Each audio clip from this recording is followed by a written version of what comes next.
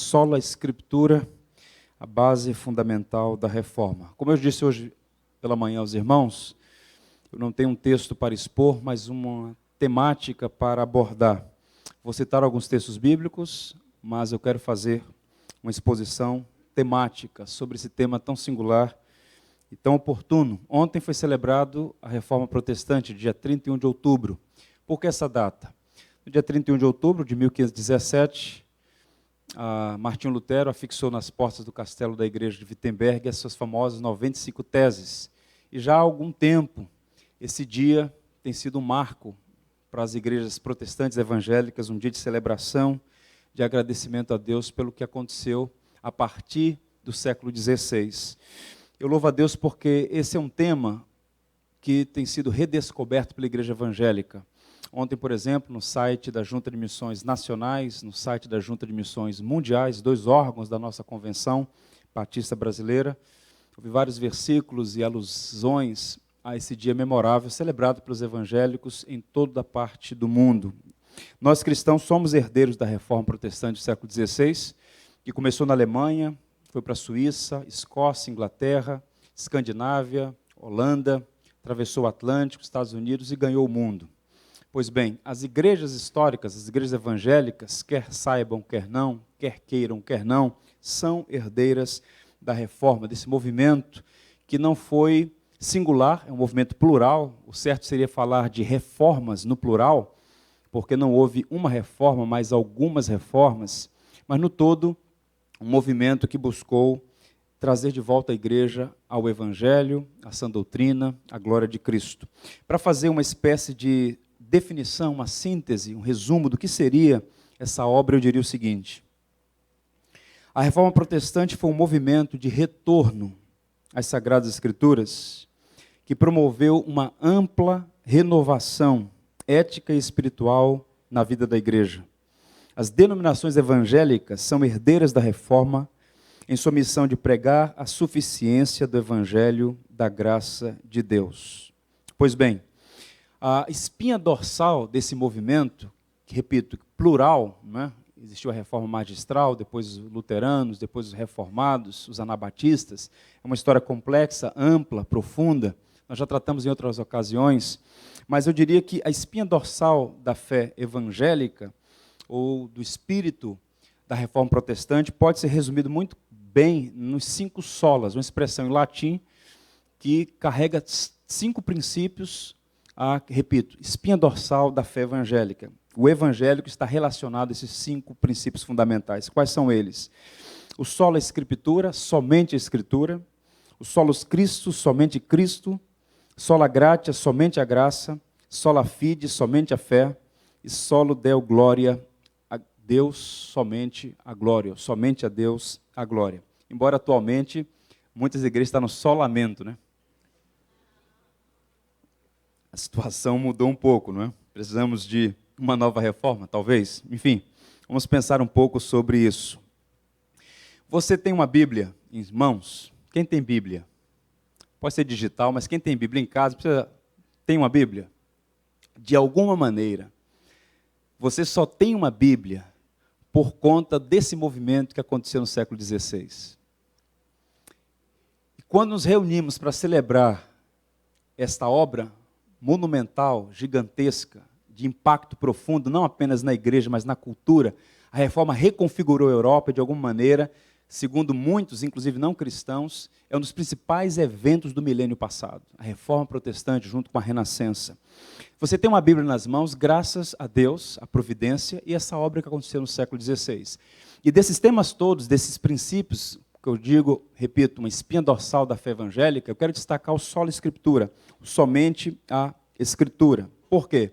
A despeito das fraquezas dos reformadores, isso aqui é um ponto que eu preciso destacar antes de dar sequência. É muito curioso isso.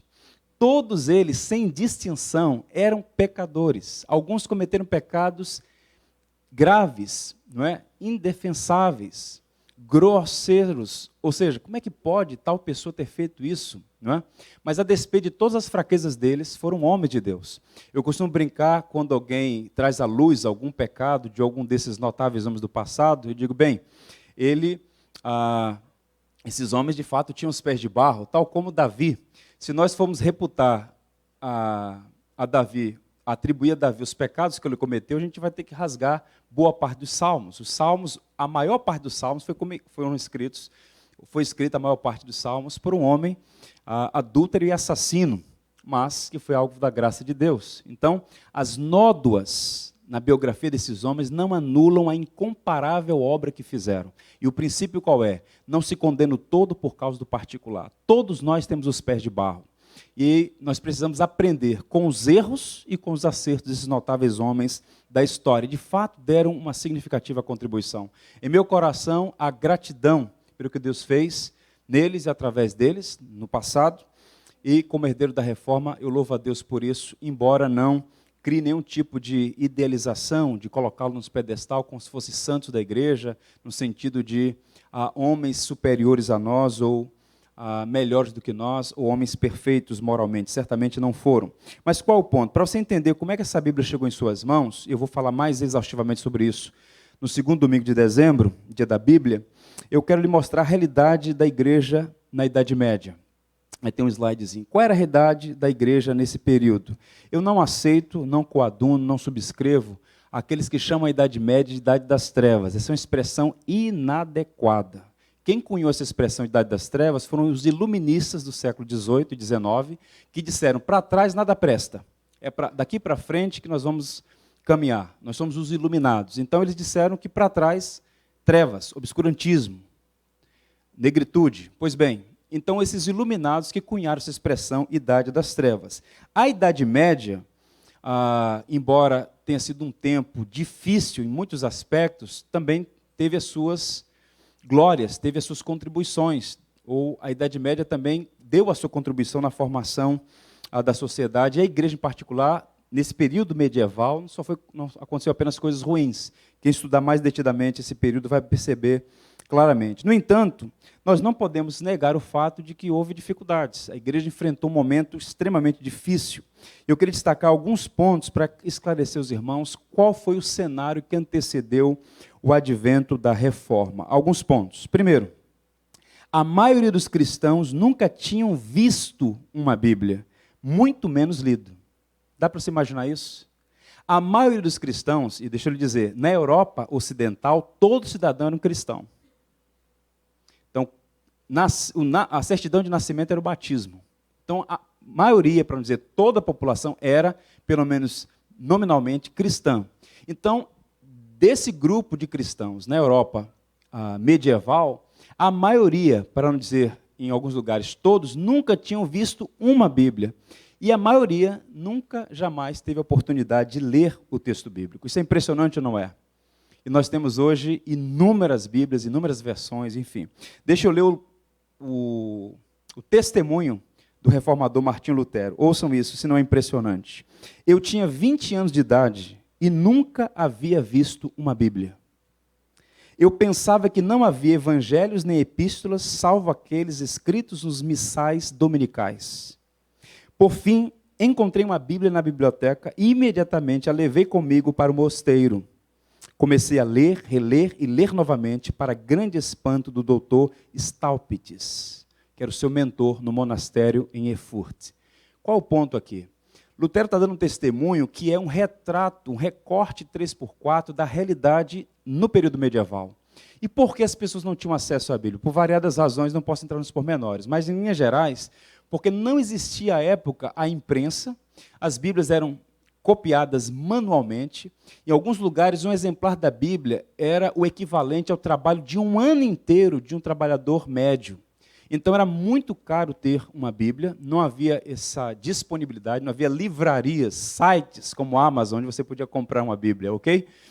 E a despeito disso, ou além disso, melhor dizendo, boa parte da população era analfabeta. Educação era uma coisa que só o clero e que algumas famílias prósperas, aristocratas, tinham essa condição de dar educação adequada aos filhos. Então, Lutero, que era filho de um homem que investiu muito na sua educação, um homem que passou 20 anos nas minas, na Alemanha, lutando, batalhando para que pudesse dar uma boa educação aos seus filhos. Por essa razão que Lutero teve uma boa formação. Primeiro, seu pai intencionou que ele fosse um advogado, e depois da experiência da tempestade, ele faz um voto a uma santa católica e se entrega ao monastério e vai se tornar um monge ou um frade agostiniano. Pois bem, esse homem que aparece aqui, o doutor Staupitz, é um homem muito importante na biografia de Lutero, porque quando ele percebe as perturbações de Lutero, em Erfurt, onde ele exerceu o seu ministério como monge, ou recebeu as primeiras instruções, ele entendeu que aquele rapaz era diferenciado e que precisava seguir nos estudos e que poderia contribuir a partir da pregação. Então ele envia Lutero para Wittenberg para fazer doutorado em teologia. Curiosamente que ele está fazendo curso de doutorado em teologia, mas ainda não era convertido. Isso é muito interessante. E quando ele está nessa cidade de Wittenberg, uma cidade pequena, tinha 3.500 habitantes. Não é curioso? A reforma eclode numa vila pequena com 3.500 habitantes na Saxônia, a área mais pobre da antiga Alemanha.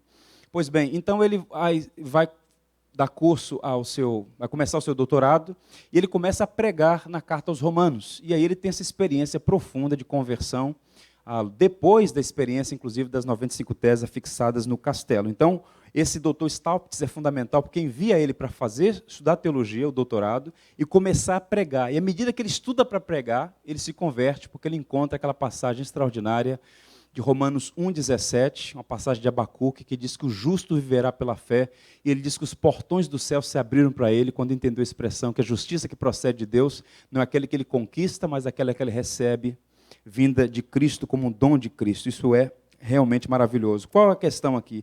A história da Reforma Protestante está associada à redescoberta da Bíblia. A Reforma só aconteceu como aconteceu, entre outras razões, porque a Bíblia foi redescoberta. Repito, havia poucos exemplares disponíveis, via de regra, nas bibliotecas dos mosteiros, acorrentadas, não é? Para que não fossem furtadas, eram tesouros valiosíssimos, mas disponíveis nas bibliotecas, e Lutero teve acesso a uma dessas bibliotecas, e por alguma razão ele teve a oportunidade de levar consigo e estudar para o espanto do seu mentor, Dr. Staupitz. Então a Bíblia estava sendo redescoberta. A segunda verdade é a seguinte: a falta de conhecimento bíblico criou o ambiente oportuno para o surgimento de doutrinas e práticas heréticas.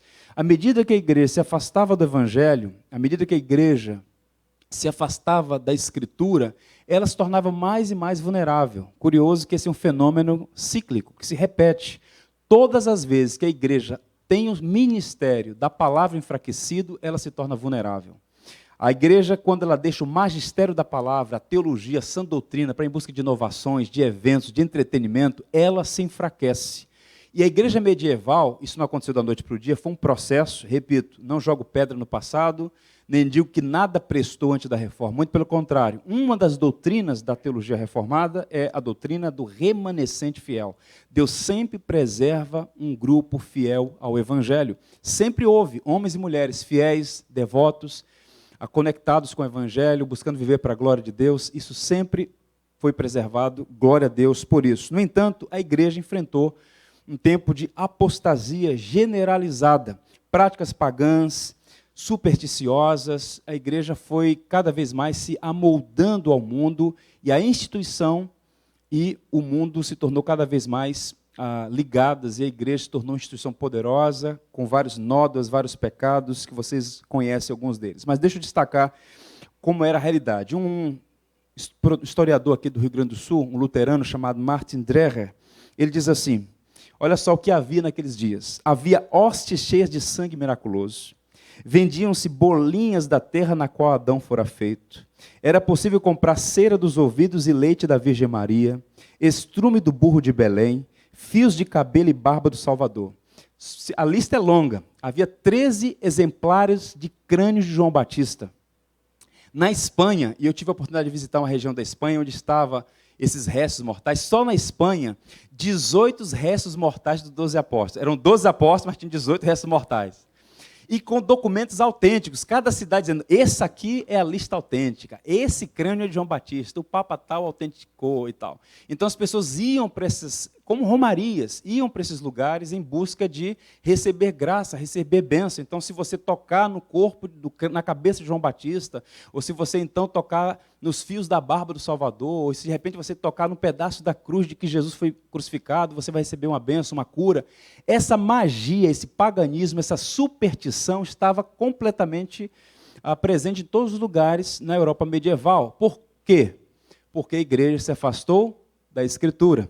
Então, a igreja se tornou vulnerável a essas práticas terríveis, começaram a acontecer com cada vez mais frequência. As pessoas eram ludibriadas por guias cegos. Portanto, o que nós assistimos no Brasil, essas pessoas que se apresentam como pregadores, essas organizações, algumas delas criminosas, sob suspeita e investigação do Ministério Público, da Polícia Federal, na verdade, mercadores da igreja, mercadores do evangelho, que sofrerão justa condenação no tribunal de Deus, eles argumentam que objetos podem ser transmissores de graça. Então é por isso que se vende a água ungida, o óleo ungido, enfim, e a criatividade deles é impressionante. Termina uma campanha, começa outra, e as pessoas vão atrás disso, acreditando que se tocarem, se beberem, se fizerem tais promessas, tais votos, receberão graça. Isso não é cristianismo, isso é paganismo, isso é cuspir na cruz de Cristo, isso é rasgar o véu que a cruz recosturar o véu que a cruz já rasgou, usando a linguagem de João Alexandre, o poeta,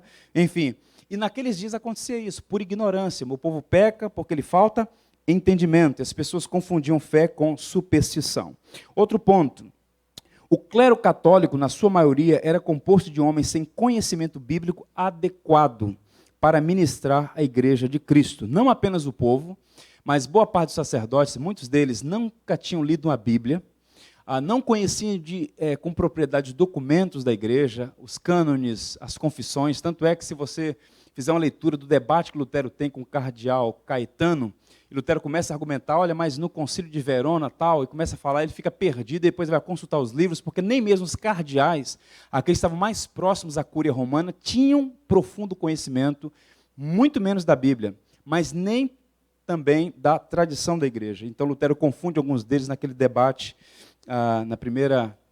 no primeiro encontro, quando ele é tentado a abandonar as suas supostas heresias, como propôs lá o cardeal. Pois bem, então não apenas o povo, mas o clero não conhecia a Bíblia, as pessoas estavam completamente na ignorância. Tente imaginar o seguinte cenário, você entra numa igreja, no local de adoração, as pessoas entram, a maioria delas é analfabeta, não sabe ler nem escrever. O culto é num idioma que você não conhece. O indivíduo está na Alemanha, fala alemão, mas o culto é em latim. O cara nunca viu nada. Então, tudo que acontecia era apenas um teatro. Era um teatro, era uma missa, era uma religião representada. Então as pessoas estavam ali simplesmente sustentando uma religiosidade sem nenhum conhecimento. E quando o evangelho começa a ser pregado, é como se esse tesouro fosse de fato redescoberto pela igreja. Então a reforma não inventou o evangelho, não inventou a pregação, não inventou as doutrinas cristãs, simplesmente sistematizou algumas delas e retomou ou resgatou, para ser melhor, na minha fala aqui. Deixa eu mostrar para vocês um extrato de um sermão pregado no dia 18 de janeiro de 1548. Esse sermão lindíssimo, chamado Sermão do Arado, pregado por um homem notável, chamado Rio Larimer. Esse mártir da igreja, depois vou falar um pouquinho mais sobre ele, ele pregou o seguinte sermão na Catedral de São Paulo, no coração de Londres. Onde o diabo está em residência e está com seu arado em andamento, ali, fora os livros e vivam as velas. Fora as Bíblias e vivam os rosários. Fora a luz do Evangelho e viva a luz das velas, até mesmo ao meio-dia. Vivam as tradições e as leis dos homens, abaixo as tradições de Deus e a sua santíssima palavra. O que é que ele está dizendo? Ele está pregando esse sermão numa época áurea da igreja da Inglaterra. Com a morte de Henrique VIII, quem assume o trono é Eduardo VI, que foi chamado de o Josias da Europa, porque ele era um menino novo, criança ainda, assume o trono com 8 anos de idade. Obviamente que com 8 anos ele não tem nenhuma condição de administrar o reino. Então ele elege, ou pelo menos aqueles que estão próximos a ele, elege o arcebispo Thomas Cranmer para ser o seu mentor intelectual, embora tivesse lá todo um aparato administrativo, mas Cranmer, um reformado, aquele que está conectado com o que está acontecendo no continente, na Suíça, na Alemanha, começa a instruí-lo, ele é catequizado na fé reformada. Então ele elege os principais pregadores e pastores nas principais igrejas da Inglaterra para trabalhar a reforma da igreja e trazer de volta a centralidade da Escritura. Então eles começam a depor aqueles que negavam a Escritura, que viviam nessas práticas e crendices, e então, nesse momento, o Hugh Latimer, ele prega então esse sermão maravilhoso, dizendo, olha, temos que acabar com isso, com essa ignorância, e pregar o Evangelho. Onde o diabo está em residência é que os livros são deixados de lado, onde a Escritura é deixada de lado.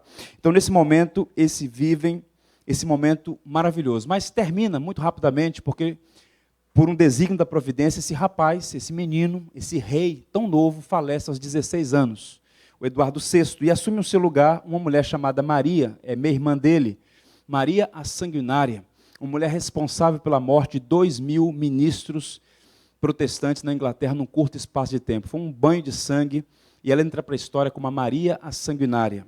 E, inclusive, o Hugh Latimer, o Cranmer e o Ridley são mortos. É uma imagem muito interessante aí. Tive a oportunidade de tirar essa foto.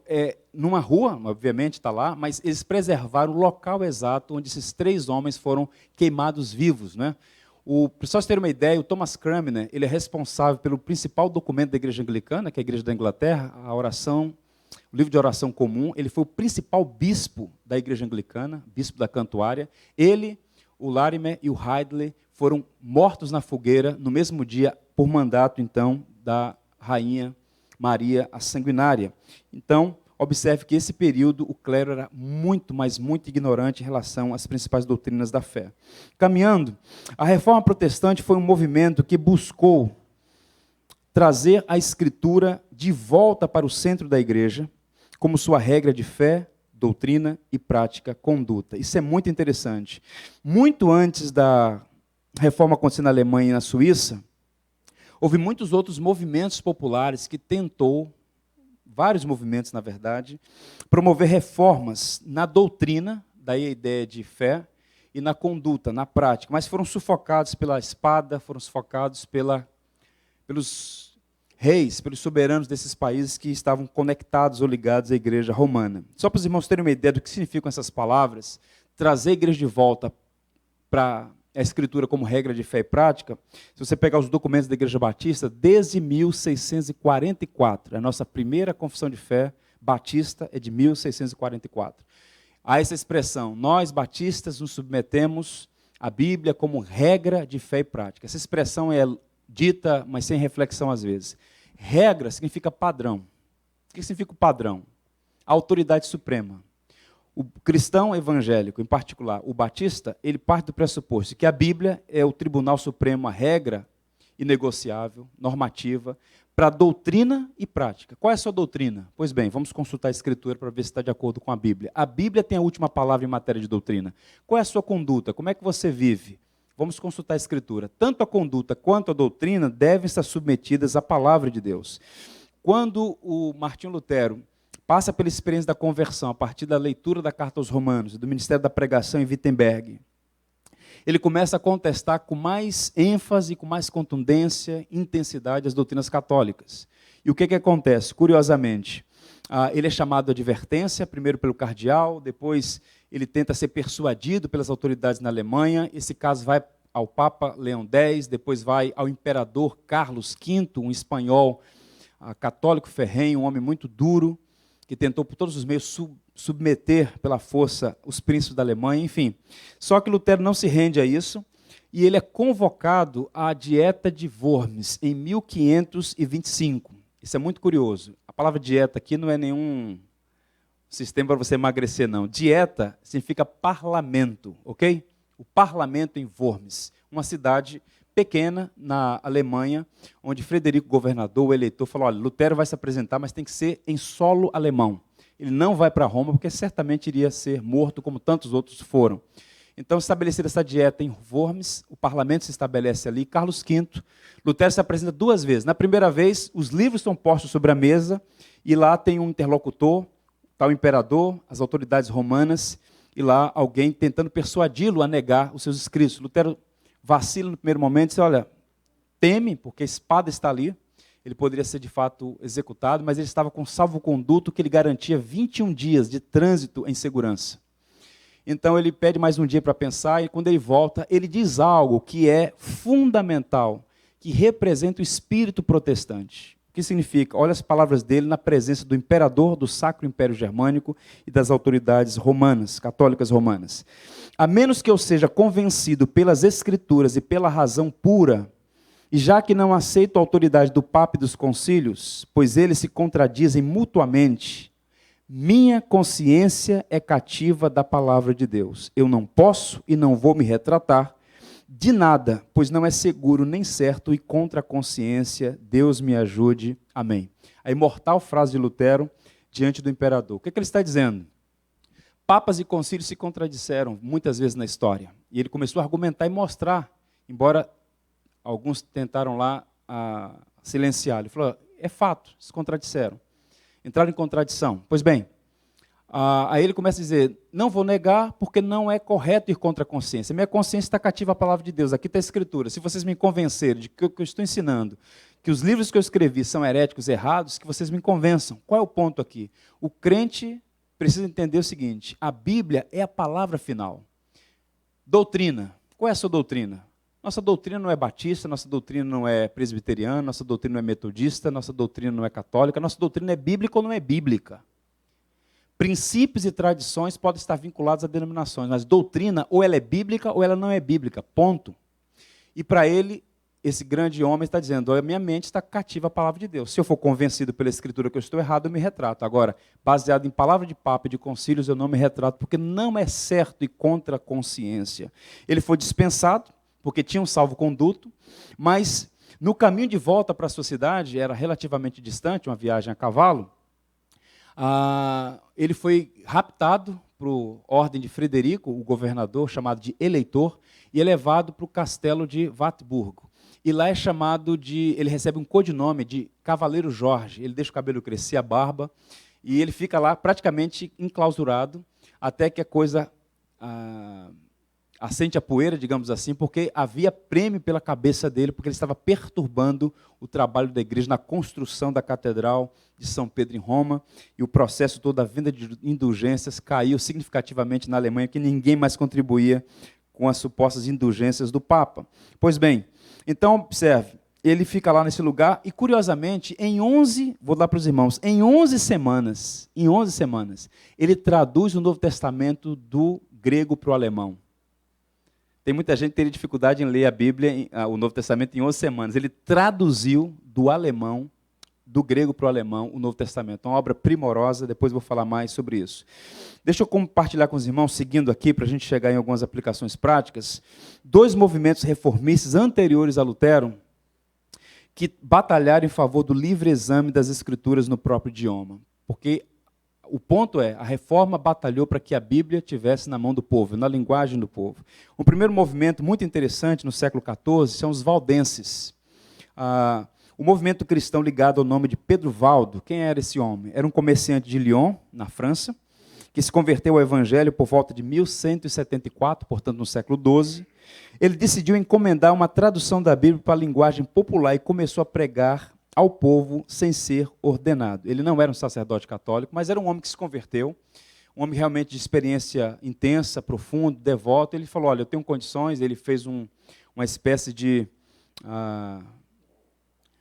juntou em torno de si alguns comerciantes e financiou essa tradução não autorizada para a língua, para o francês, algumas partes, e começou a pregar.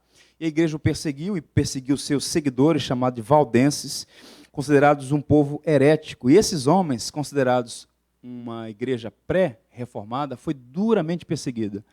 Eles não conseguiram ser eliminados totalmente. Depois, com o advento da reforma do século XVI, se aproximaram dos luteranos, dos reformados, e ainda hoje há um grupo expressivo de valdenses, em torno de 35 mil. A maior igreja deles, curiosamente, está no centro de Roma, a igreja dos valdenses. Isso é muito interessante. Esses irmãos valdenses, no século XVI, financiaram, ouçam bem isso, o que está por trás? A intenção de ter a Bíblia no idioma próprio.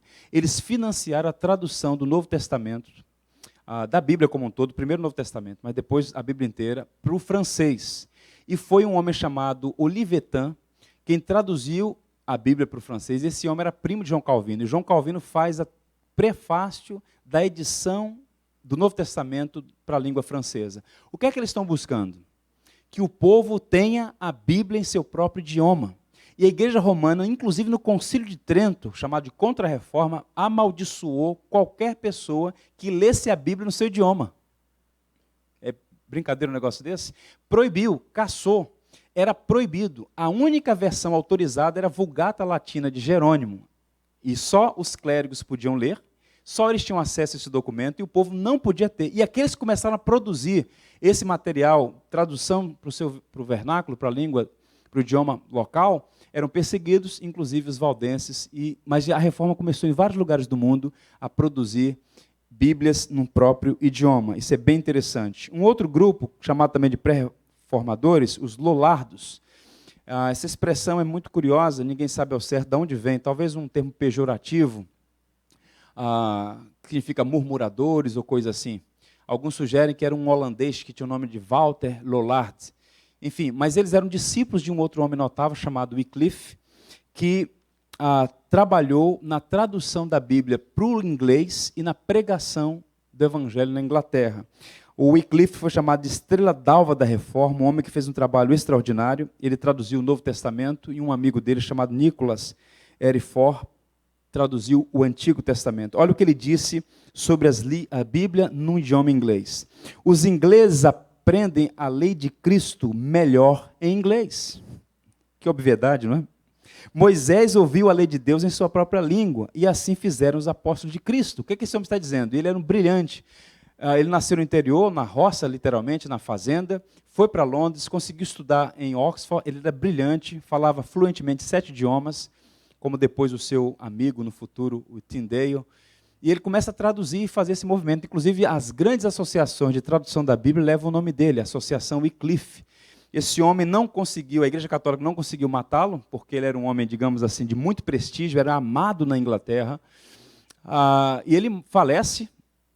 E a igreja odiava tanto que 42 anos depois da sua morte, a igreja manda desenterrá-lo, queima os seus ossos e joga as cinzas no rio para que ninguém mais se lembrasse da sua memória. Tamanho o ódio que se tinha do Wycliffe. E qual era o ódio que a igreja tinha dele? Simplesmente ele traduzir a Bíblia para o inglês.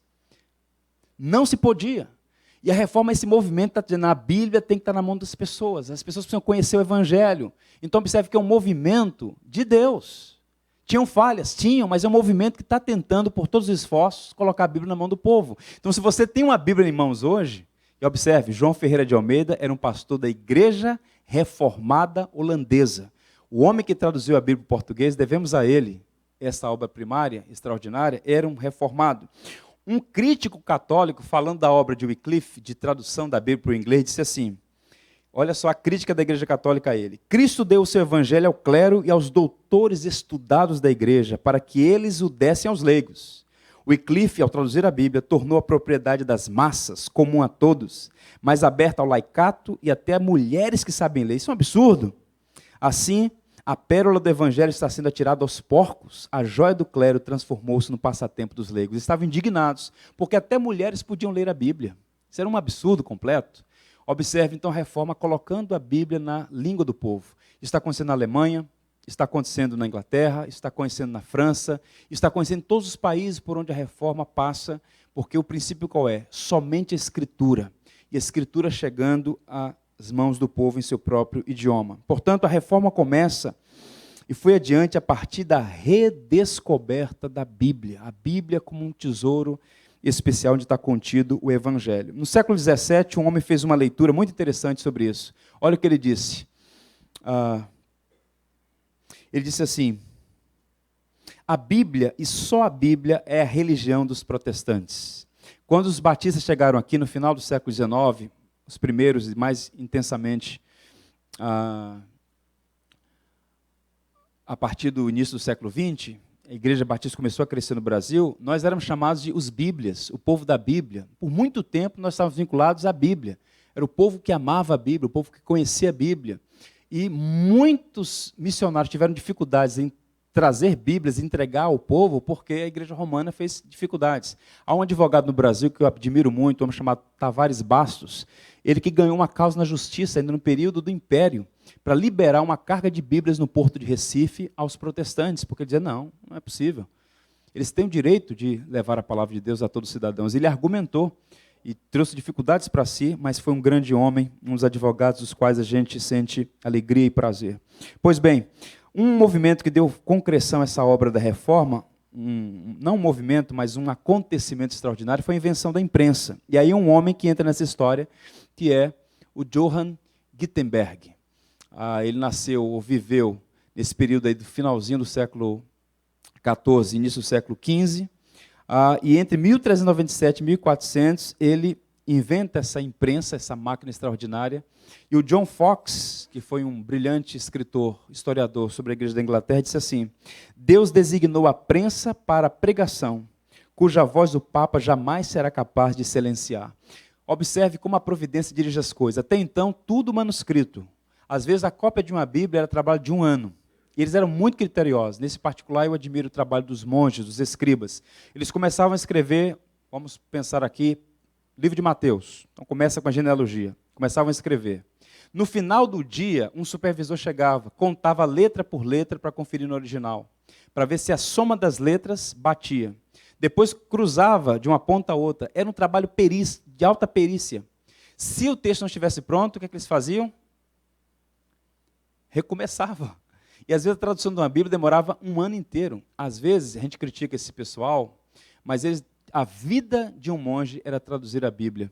Eles faziam cópias e mais cópias. É um trabalho primoroso. Com a invenção da imprensa, graças aí ao Gutenberg, esse alemão que vivia na Mongúcia, uma região da Alemanha, no dia da Bíblia eu vou falar mais sobre ele. A história da prensa é um negócio extraordinário. Ele conseguiu, então, fazer cópias da Bíblia. Deixa eu mostrar para vocês um tesouro que eu tive o privilégio de conhecer em loco. A Bíblia de Gutenberg, a primeira Bíblia impressa da história. Existem 48 exemplares de um total de 180 cópias. Uma delas está na maior biblioteca do mundo, que é a Biblioteca do Senado Americano, em Washington. Na entrada da biblioteca está a Bíblia, a primeira Bíblia impressa. É um tesouro. Curioso, o primeiro livro impresso na história é o livro dos livros, a Bíblia, a Palavra de Deus. Então, nós cremos na providência. Então, esses livros foram publicados, e quando ele começou a publicar, a igreja começou também a criar dificuldades para ele teve que sair fugindo de um canto para outro na Alemanha. Ele falou, olha, tem 180 cópias, já estavam vendidas antes da impressão. E aí, depois que a prensa foi inventada, e aí começou a se multiplicar prensas em várias partes da Europa, e o material começou a caminhar e ser publicado e ganhar em larga escala. As 95 teses de Lutero foi divulgada rapidamente em toda a Europa por causa da prensa. As Institutos da Religião Cristã, publicados por João Calvino, foram esgotados em 9 meses. O livro mais lido no século XVI. O livro mais lido do século XVI, as Institutos da Religião Cristã, publicados por Calvino em 1536. E aí nós chegamos a essa Bíblia extraordinária, que é a Bíblia de Lutero. Deixa eu mostrar para vocês aí um escritório dele. Aí em Wartburg, no castelo onde ele ficou, por 11 meses, em 11 meses ele traduziu o Novo Testamento, o Novo Testamento do grego para o alemão, e fez esse trabalho extraordinário lá. E esse é o escritório, inclusive ainda hoje, volta lá, inclusive ainda hoje esse cenário está mantido, e sobre a escrivania está lá a primeira Bíblia em alemão impressa. Agora, em 2017, vocês vão acompanhar isso pela internet, o mundo, eu espero, que seja publicado isso. A Alemanha vai fazer um tributo a Martinho Lutero, porque se sabe hoje, não precisa ser cristão para isso, hoje o povo alemão reconhece que deve a língua alemã a Martinho Lutero. Ele praticamente estruturou a língua alemã a partir da tradução do alemão, do grego e do hebraico para o alemão. Um trabalho primoroso. E agora, nos 500 anos da Reforma, em 2017, inclusive já está estabelecido todo o cronograma pela Angela Merkel, que é filha de um pastor reformado, a primeira-ministra da Alemanha. Vão ser feitas as celebrações em torno dessa obra monumental da Reforma Protestante. E a versão completa está aí, uma cópia. Essa é a primeira Bíblia em alemão, traduzida pelo grande e notável reformador Martinho Lutero. Qual o ponto aqui, gente, para nós avançarmos para algumas aplicações? Deixa eu dizer uma coisa para vocês. Aos 20 anos, ele nunca tinha visto uma Bíblia. 20 e poucos anos depois, em 11 semanas, ele traduziu o Novo Testamento para o alemão. É uma coisa impressionante ou não é? A quantidade de cristãos que não conhecem as doutrinas centrais da fé cristã. Se perguntar para ele, olha, abre a sua Bíblia em Obadias, ele gasta 15 dias e 2 semanas para encontrar o texto. Abra sua Bíblia no Salmo 158, ele fica procurando e fala, minha Bíblia está faltando um pedaço aqui, eu vou devolver. é um estado de ignorância que os anjos ficam assim, não estou acreditando nisso. Um fica comentando com o outro, fazem piada no céu e tudo mais. Porque é o nível da igreja evangélica brasileira, para ficar só no Brasil, tá ok? E esse homem consegue, em pouco mais de 20 anos, não apenas entender o conteúdo, mas traduzir. E algumas coisas bem interessantes, quando ele está lá traduzindo o texto do grego para o alemão e também do hebraico, principalmente o hebraico, ele está irritado porque os léxicos que chegam para ele são ruins. Eu quero melhor e tal, preciso fazer um trabalho perfeito e tal. Ele fala assim, olha, é muito difícil fazer Isaías falar alemão. Que dificuldade. Ele começa a falar, é muito difícil. Ele começa a ver as dificuldades de tradução, que já trabalhou com tradução aqui, ou já teve a oportunidade de traduzir um texto denso teologicamente. É difícil. E agora imagina fazer isso da Bíblia. Num curto espaço de tempo, sob pressão, sob risco de morte. É realmente um trabalho notável. Qual o ponto aqui? A importância da Bíblia na reforma protestante. A importância, ok?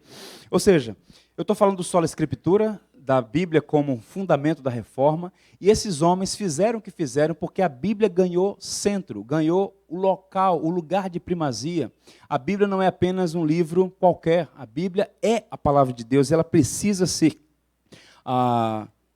conhecida pela igreja, ela precisa ser pregada à igreja para a sua edificação. Qual é a diferença da igreja protestante para a igreja católica nesse particular? Deixa eu dizer aos irmãos, ainda que brevemente. A igreja católica, ela sempre acreditou, e ainda está lá nos seus documentos, inclusive no Concílio de Trento, ela afirmou a inspiração bíblica. A Bíblia é a palavra de Deus, a Bíblia é inspirada por Deus. Qual era o ponto de divergência entre católicos e protestantes nessa expressão sola escritura? Era basicamente a seguinte, havia uma expressão em latim dizendo o seguinte, norma normata e norma normanda. Para a igreja católica, é a igreja que cria a Bíblia. É a igreja que regula a Bíblia. As tradições, os concílios estão sobre a igreja. A tradição tem maior peso do que a Bíblia. Por exemplo, você conversa com um católico romano, vem cá, você faz a oração aos mortos? A Bíblia não condena isso? Ah, mas essa é uma tradição antiga. E começa a argumentar à luz da tradição e dos cânones da igreja. Porque a Bíblia, embora inspirada, não tem a última palavra. Ela é norma normata. Ou seja, ela é governada pela igreja. Para a fé reformada, a Bíblia é norma normanda. A Bíblia é que governa a igreja, e não a igreja que governa a Bíblia. A igreja não tem autoridade para contradizer as Escrituras, para ir além da Escritura, porque a Bíblia é sobre a igreja. A Bíblia tem autoridade sobre o povo de Deus.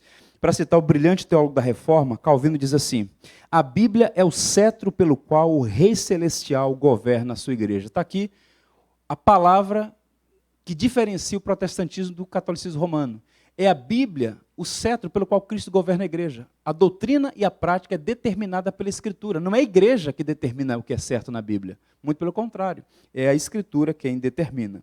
Então, essa expressão sola Escritura, para a gente poder avançar, diz assim, somente a Escritura, os reformadores reafirmaram a supremacia das Escrituras. A Bíblia é a única regra normativa de fé e conduta.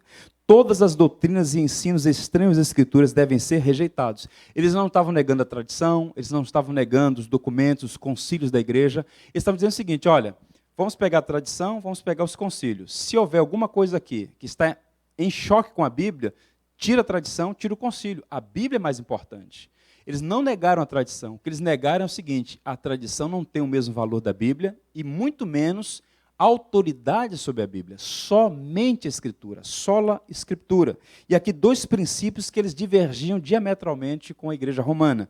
Primeiro, o princípio da autoridade. Repito, a Bíblia é a suprema autoridade em questão de fé e conduta. Nenhum dogma, nenhuma experiência, nenhuma visão, nenhuma revelação, nenhum sonho, nada pode ir contra a Escritura. A Escritura tem a palavra final.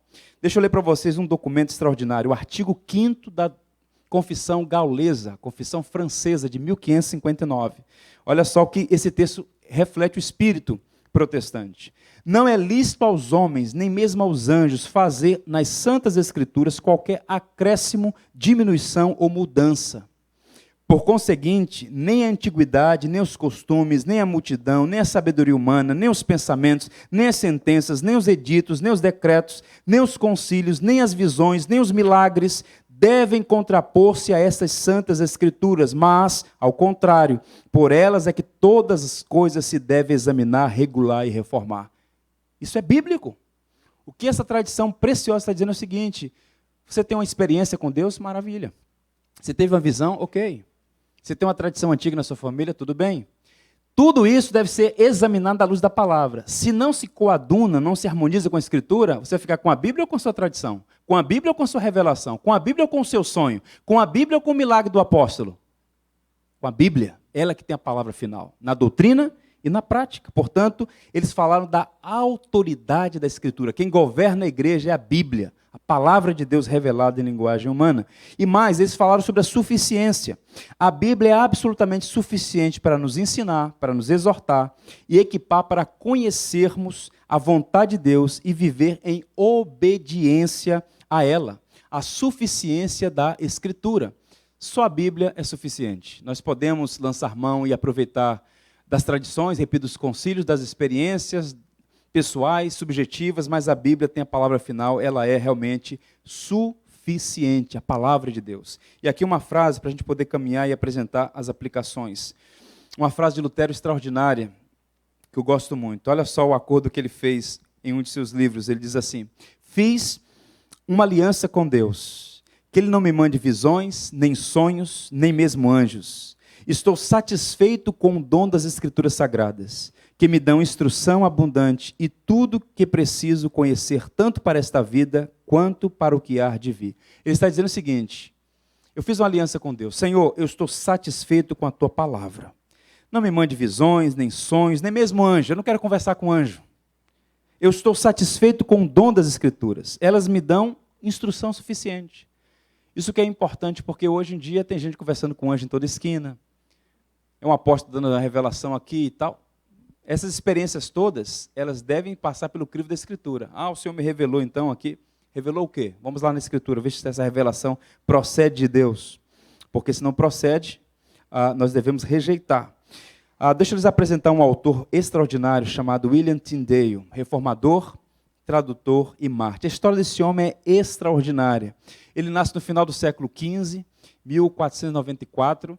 Ele também vem do interior da Inglaterra, não fica pensando que é uma vítima da sociedade, mas ele busca discernir os caminhos dos propósitos de Deus. Ele vai, então, estudar em Oxford e Cambridge, as principais universidades da Inglaterra. Ele domina vários idiomas, inclusive grego e hebraico. Ele estabelece um sonho no coração. Qual é o sonho desse jovem de 30 anos? Eu quero traduzir a Bíblia para o povo inglês. As traduções do Wycliffe eram limitadas, foram sufocadas pela igreja e era necessário, portanto, uma nova versão completa, mais atualizada. E ele então se dispõe a esse grande empreendimento. Ele não consegue nenhuma conexão na Inglaterra, ele foge para a Alemanha, vai para o continente, ele deixa as Ilhas Britânicas, e ele começa a fazer esse trabalho na Colônia. A Colônia fica no norte, bem pertinho ali da Holanda, e lá ele consegue então conectar-se com um impressor, e ele produz 6.000 cópias. Ele traduz e comercializa clandestinamente 6.000 cópias. Ele faz esse contrabando de Bíblias para as Ilhas Britânicas, dentro de túneis de tecidos, faz literalmente um contrabando de Bíblias. E a igreja fica injuriada com isso, porque ele está cometendo um grande crime. Qual é o crime dele? Traduzir a Bíblia para a língua do povo. E então é enviada uma polícia secreta inglesa, em conexão com a igreja romana, para capturá-lo. E aí ele é traído em uma cidade na Alemanha, colocam ele na emboscada e esse homem é preso. E ele então é sentenciado à morte porque cometeu o pecado de traduzir a Bíblia para a língua inglesa. E aí ele é queimado vivo numa fogueira na Alemanha. E as últimas palavras dele: Senhor, abra os olhos do rei da Inglaterra. E é uma frase muito curiosa dele, que é a seguinte: ele falando para os clérigos que diziam, para com isso, deixa isso de lado, você nunca vai conseguir. Olha a palavra dele: se Deus poupar a minha vida por alguns anos, farei de tudo para que um menino que corre atrás do arado saiba mais da Bíblia do que vocês.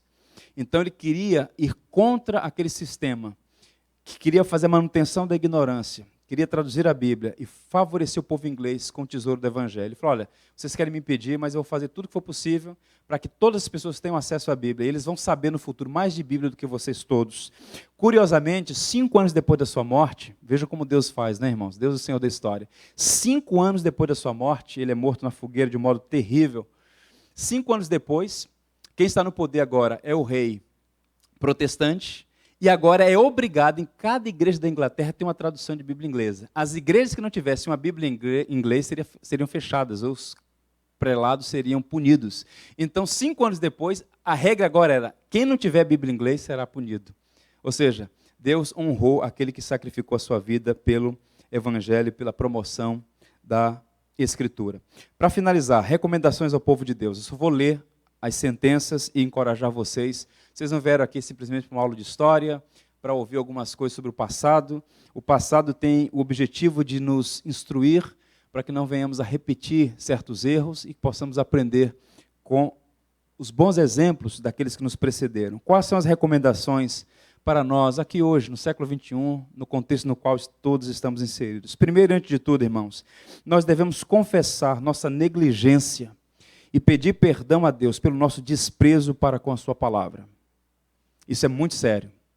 Existem aqueles que odeiam a Escritura.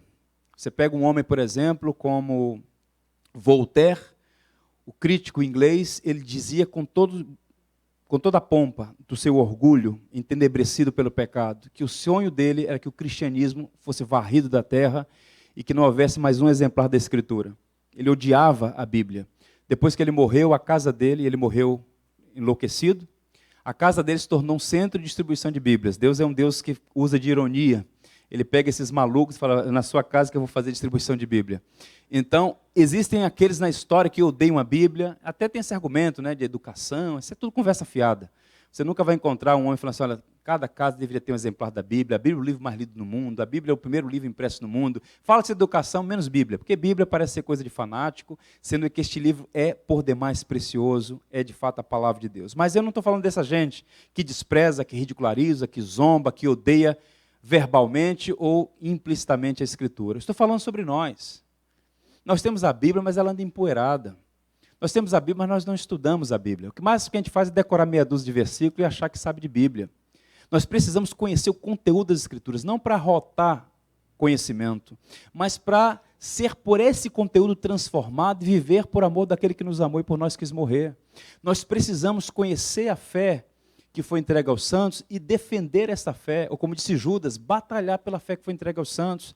Como disse Pedro, responder àqueles que questionam a razão da nossa esperança. Mas como fazer isso se a gente não conhece a Bíblia? Nós desprezamos a escola bíblica dominical, nós desprezamos as bibliotecas disponíveis, nós entramos na internet só para coisas frívolas, sem nenhuma utilidade. Você hoje pode visitar as principais bibliotecas do mundo. Você tem acesso hoje à literatura teológica que os grandes pensadores no passado não tiveram acesso. Boa parte do material de teologia outrora estava em latim, grego, hebraico, em francês, alemão, inglês. Quanta joia em português! Se você passasse todos os dias da sua vida lendo o que está disponível em português, você não teria condição de ler tudo. E a despeito disso, quanta ignorância! Eu fico às vezes assombrado com as perguntas que as pessoas me fazem.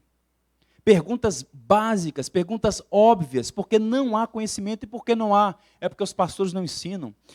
É porque a igreja não valoriza o magistério. Em muitos círculos é por causa disso, mas em muitos círculos é porque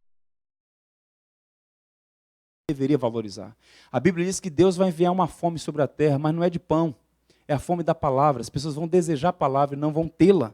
Por isso a gente deve pedir perdão a Deus e confessar nossa completa ignorância e desprezo pela palavra. Segundo, peça a Deus um coração que ame profundamente a palavra. Amar a palavra. Você tem prazer em estar com aquilo que é objeto do seu amor. Você não tem prazer em estar com seus filhos, estar com a sua família? Você não tem prazer com certas coisas da vida? Não gasta tempo com isso? Por que você não gasta tempo com a palavra? Vou te dizer por quê. Porque você não a ama. A Bíblia diz que o justo tem prazer na lei do Senhor. E na sua lei medita de dia e de noite. Se a gente não tem prazer na palavra, ou nós não somos justos, ou nós não estamos contados entre os remidos, ou então estamos adoecidos. Terceiro, aproxime-se de pessoas que queiram crescer no conhecimento da palavra de Deus. Afaste dos maledicentes. Afaste-se daqueles que só sabem criticar tudo e todos. Aproxime de pessoas melhores do que você, mais santas do que você, mais piedosas do que você, mais sábias do que você. Cresça com aqueles que já sabem um pouco mais do que você. Uma das leis do aprendizado é motivação. Quem está motivado tende a aprender mais e melhor. Aproxime-se de pessoas que queiram crescer. Quarto, organize o seu tempo e priorize a palavra. Se você não organizar tempo, você não vai ter. Vivemos no caos, é uma perturbação. A quantidade de gente doente, porque a gente está no meio do caos, no meio do furacão. A Organização Mundial de Saúde já decretou que 50% das pessoas que passam pelos hospitais, 50% das pessoas nos hospitais no mundo, sofrem de algum tipo de ansiedade. É corre-corre, acorda já perturbado, trans para lá, trans para cá, criança chorando, vai para lá. Aniversário Guanabara, não dá, meu Deus. Eu ia postar ontem que dia 31 de outubro não é dia da reforma, é dia de celebrar o final da promoção do Guanabara, só que eu descobri que essa coisa vai até o dia 17 de novembro, ou coisa assim. Então vamos suportar mais um pouco, porque o negócio, eu passo a quilômetro de distância para proteger o meu filho, o carro e a vida. Então, organize o seu tempo para poder, então, priorizar tempo para a palavra.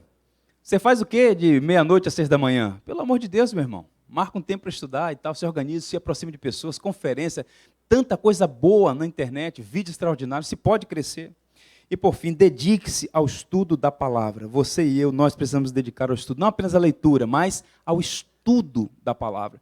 Crianças, adolescentes, jovens, adultos, idosos. Ah, pastor, já estou tão idoso. Não preciso saber de mais nada, não. Meu irmão, quando Paulo estava na cadeia, na antessala do martírio, a última carta de Paulo a Timóteo, olha, traga uma capa, porque eu estou com bastante frio aqui, e tragam os livros, tragam os pergaminhos. Paulo, na antessala da morte, querendo ler. Paulo, o apóstolo.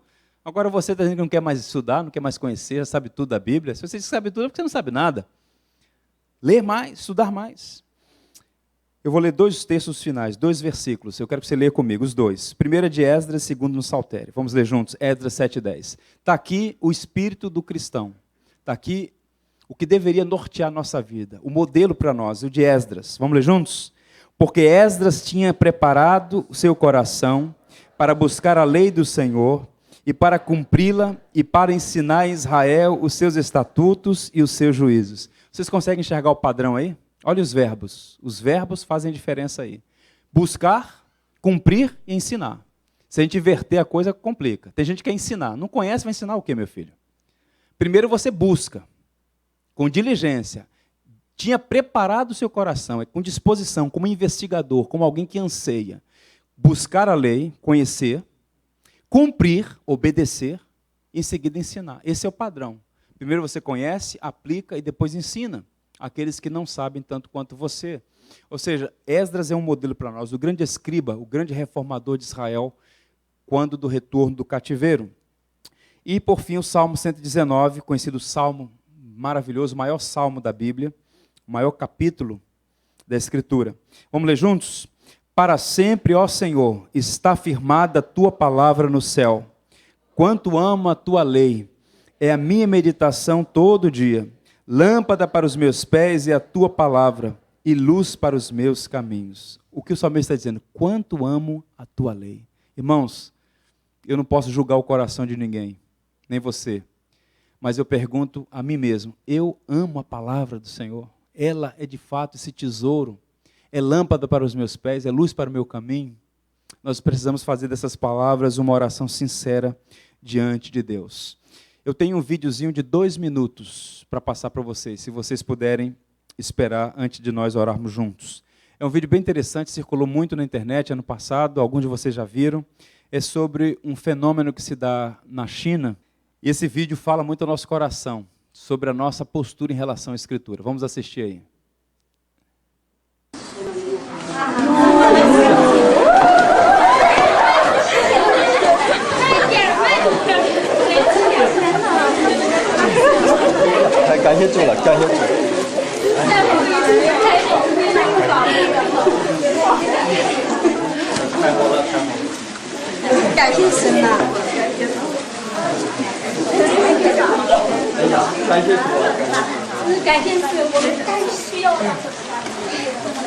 当我看到这本书，我就看到了那些帮助我们的弟兄姊妹们，他们的血和力带回来的。这是我们教会这个时候最需要的，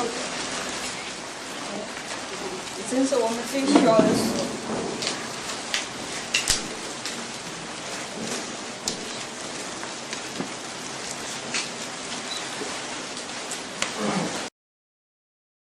O tipo de mensagem que nos envergonha, que nos constrange, porque nós temos tanto.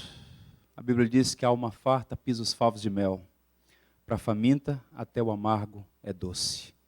Há muitos lugares na China continental, por conta do advento do comunismo em 1959, que eles não têm nada da Escritura.